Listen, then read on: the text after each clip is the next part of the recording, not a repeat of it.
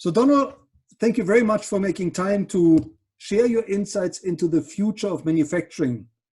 But before we go into the future, can you tell us a little bit about your own background? Where did you grow up?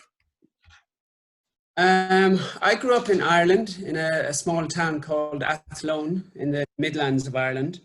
I spent the first 30 years of my life there.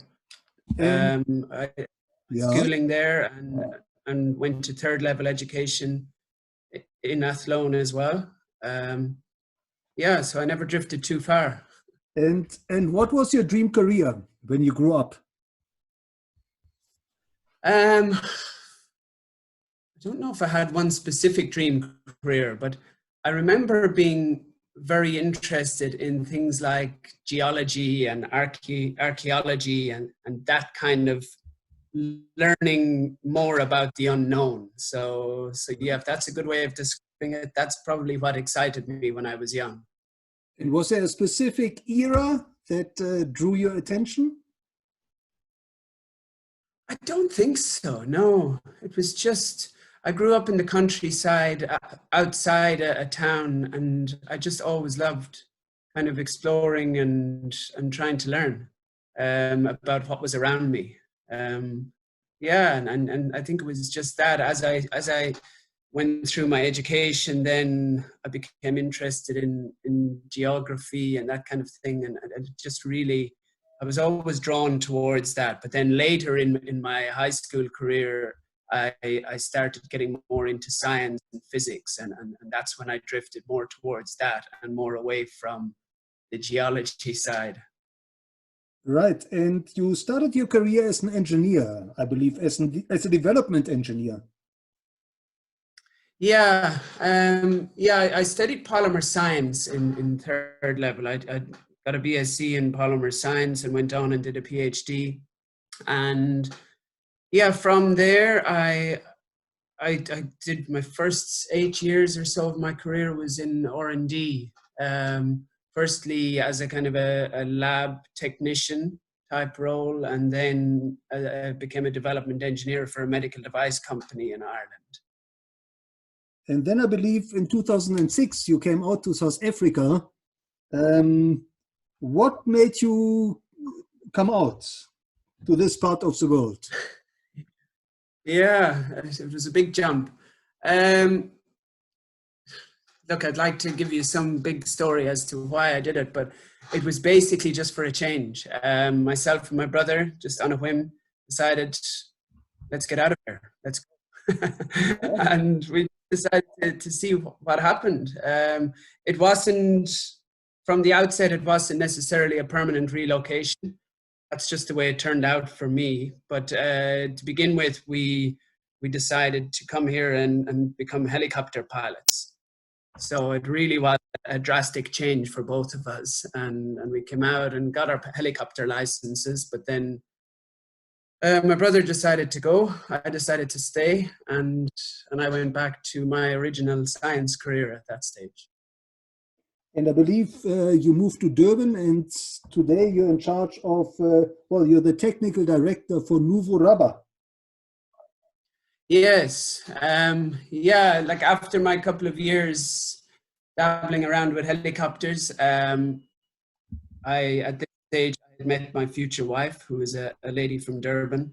Mm-hmm. And that's when I decided I was going to try to settle down here. So I started the search for work, and that's when I met with Colin Stroberg, who's the current MD of Nuvo Rubber Compounders. And yeah, he decided to take me under his wing. I had zero experience in rubber. All of my prior experience was on the plastic side of things. And yeah, he said he'd show me the ropes, and I've been there ever since. And can you tell us a little bit about Nuvo Rubber? What is your position in the market at the moment, and maybe in future? Yeah, like we're okay. The rubber industry is split kind of in two. You have the tire sector, and then what they call the industrial rubber sector. And the industrial is basically anything that's not a pneumatic tire. Right. So Africa, that comprises mostly conveyor belts. That's probably the highest volume. So what we do is we're a rubber compounder. So we manufacture the actual rubber compound that's used by our customers to produce things like conveyor belts. That's our primary role as a company. But then we do manufacture some rubber products ourselves as well. We do solid tires for forklifts. We also do tire retread for trucks. And we do a small amount of a specific type of conveyor belt ourselves as well. But our core is rubber compounding. Right. And going back to the early stages of your career, and maybe even before your career, who inspired you? Can you tell us who was your, or what was your source of inspiration? Yeah, look, as a child, it would have to be my grandfather was the person that inspired me most.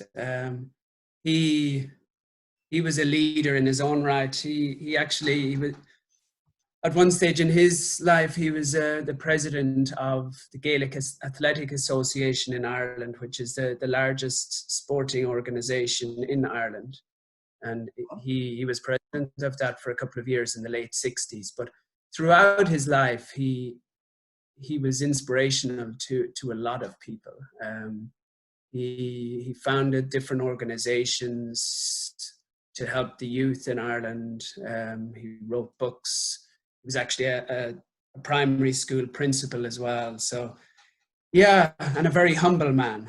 And yeah, I always admired him growing up. And Donal, looking back over your career, what would you say was a major turning point? Look, definitely, and probably obviously, is the move to South Africa. Coming here and basically starting fresh, and that's what led to my jump from the plastics industry to the rubber industry. And it's a move that I definitely don't regret, and I don't miss the plastics industry, and I absolutely love working in the rubber industry. And Donal, what is driving you today? It's got to be my family. I've got my wife and two young girls here. Still have family back home, my parents and siblings. And yeah, look, I just want my family to be proud of me, and I want my family here to be well provided for. And that's what drives me to succeed. Now, looking into the future of manufacturing, Donal, how do you see the future of manufacturing or manufacturing in South Africa change in the years to come? Yeah, it's a difficult question now, I think, in light of what's happened in the past couple of months. Yeah. If you asked me that question 3 months ago, I probably would have given a different answer to the answer I'll give now. But look, there's two ways it can go. There's the way I would like it to go, and there's the way that it probably will go. And the way that it probably will go is back to normal. But the way I would like it to go would be for the manufacturing industry to go through a drastic change. What has really crippled the industry here over the past few years is the indecisiveness of the government and the lack of clarity in their policies, basically, especially when it comes to Black economic empowerment and nationalization of mines and that kind of thing. And it's created turmoil in the manufacturing sector, especially in our manufacturing sector, because we're heavily reliant on the mining industry.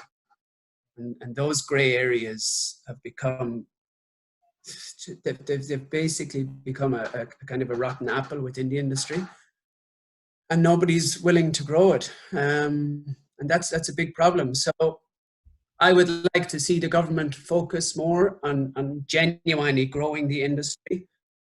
The manufacturing industry in South Africa has huge potential for creating employment. And that's what the government should be focusing on, and not so much who's at the heads of these companies, but rather employing people on the ground and getting employment down from the 30 to 40% that it's currently sitting at. Right. That's where I would like to go. And Donald, looking back over your own leadership journey, what is it that you've learned that you considered most important for building future manufacturing leaders? Basically, never to resist learning. It's something that I've always tried to live by, is to learn as much as possible. And even now during lockdown, I've been reading and learning, and I'll never know it all. I think anybody who proclaims to know it all should retire because I think learning is what we all need to do on an ongoing basis. Yeah, and learn from the people around you. Be flexible.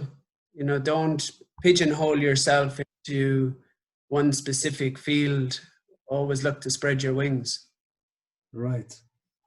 And Donal, what are the biggest challenges you have encountered in your manufacturing career and that you would advise or caution future manufacturing leaders about that they could expect in their own career? Yeah, look, me personally, definitely the transition from plastics to rubber was a huge challenge for me. While rubber does share a similar background to and basis as plastics, but there's a huge amount, an enormous amount of differences, and that was my biggest challenge, was to basically start from scratch and learn a completely new field. But also, I think the changing culture from Ireland to South Africa, professional culture. I mean, there's a complete gulf in the difference between the manufacturing industry in Ireland and the manufacturing industry in South Africa, and that took a lot of getting used to for me. Probably one of the biggest challenges that I face now in recent years within the rubber industry here is the resistance to change of the industry as a whole and individuals within the industry. And I find that is definitely a barrier to progress here. And it's something that people need to drop, is that resistance. And especially, I think that's now more important than ever, is that people become open to change to make sure we survive here in South Africa. Right. Now, Donal, if you were to design a curriculum for future manufacturing leaders, what are the new skills that you would like to factor in? Yeah, one thing that I think people don't do enough of is listening. And throughout my undergraduate curriculum and even my postgraduate, it's not something that I ever heard mentioned. But I think listening without bias, and I think they call it mindful listening, is a huge skill that anybody who aspires to be a leader has to have.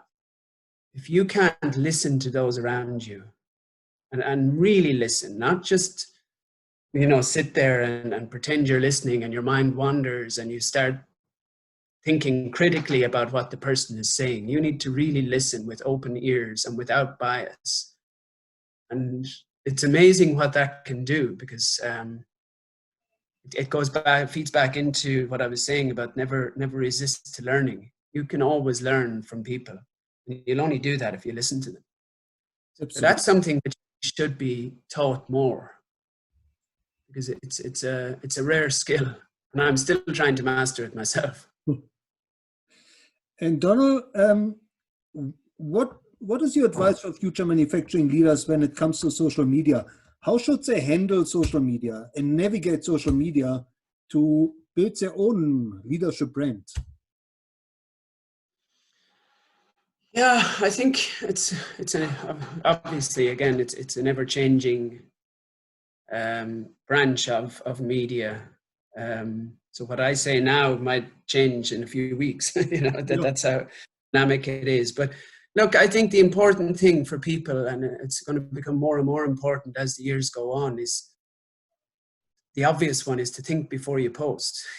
People tend to post things about their careers or their opinions on certain aspects of their industry without really thinking about it, and without really thinking about the damage that it can do to their own personal brand and their brand as a leader within their industry. So I think that's one thing that people really need to learn is to just be much more mindful about what people will think of you when you post.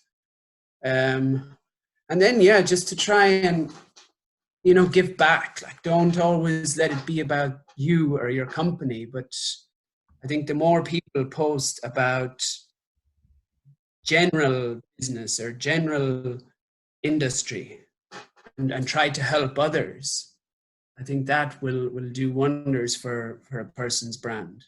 If people can see that they are genuinely interested in helping the people around them. Right. Now, Donald, you touched on the current situation around COVID-19. How do you believe this will change the local manufacturing industry? Yeah, local.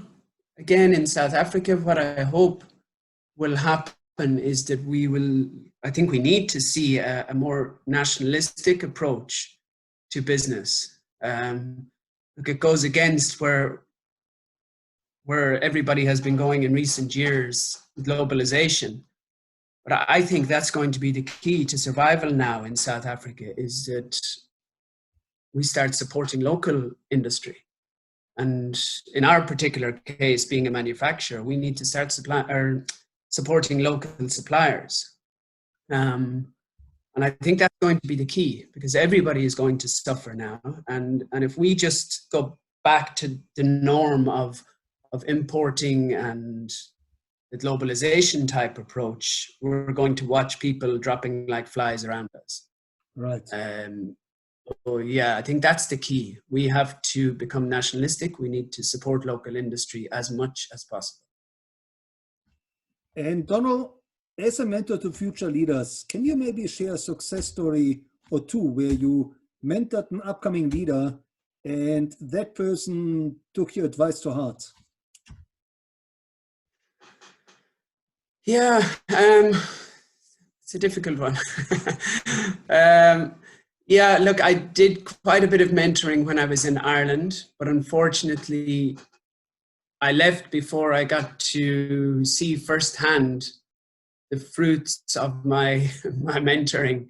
Yeah. I know, look, through LinkedIn and through contact with some of the guys that I did mentor, they have gone on to become quite successful. Here in South Africa, in recent years, I have taken a couple of new graduates from local universities into our laboratory facilities at Nuvo Rubber. And I've enjoyed that. It's basically they come in on a learnership, a 1-year learnership, and we teach them as much as possible, and then they move on into the industry. And yeah, I had one guy a couple of years ago that I really clicked with and taught him as much as I could squeeze in within the year. And it was good, like, because he came in with an open mind. He wanted to learn. He was very eager. And that's what I like to see. And that's how people need to be, is eager to learn and hungry for knowledge. And this guy really was. And he learned well. And I taught him as much as possible. And he moved on. And he's now growing in the polymer industry in South Africa, and hopefully a future leader. Right. And Donal, are there any role models of leadership that you would recommend future manufacturing leaders should study and maybe learn from?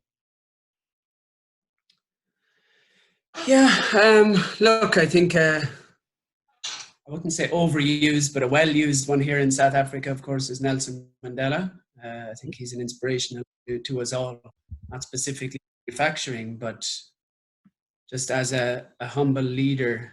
I think he's a role model we should all use. I also admire Steve Jobs, how he progressed and how he took on the role of leading Apple. Mostly because his delegating skills. He surrounded himself by his A players, and he wasn't afraid to admit when he didn't know exactly what to do, but he had guys in his team who knew what to do. And I think that's the key for any leader is to realize that you are not going to do it all yourself, and you need to surround yourself by future leaders, and you need to take those people in and guide them along and be there to support them when they need it. I think Steve Jobs was a master at doing that. Well, Donal, how can our listeners connect with you, and where should they follow you? I'm on LinkedIn, and that's probably the best place to connect with me. Our company does have a website, nuvorubber.com. We do publish quarterly newsletters on that website. But probably LinkedIn to connect with me directly. LinkedIn is the best place. Right. And last but not least, Donal, is there one piece of advice that you would really like to convey to future manufacturing leaders that they should implement in their own leadership and maybe in their own life? Yeah, I think it's one that I've mentioned probably a few times in this chat, but it's never stop learning. I think it's what I live by, and I think it's what any good leader needs to abide by is to never stop and listen to those around them, and don't be afraid to admit that you don't know everything. Right. Well, Donal, thank you so much for sharing your insights and your nuggets of wisdom so generously, and helping us to hopefully build a better future. Yeah, thanks very much, Dr. Nick. It was good to chat, and I hope some people can take something from what I said, and let's hope the future for South African manufacturing industry is bright. Absolutely. Thank you very much.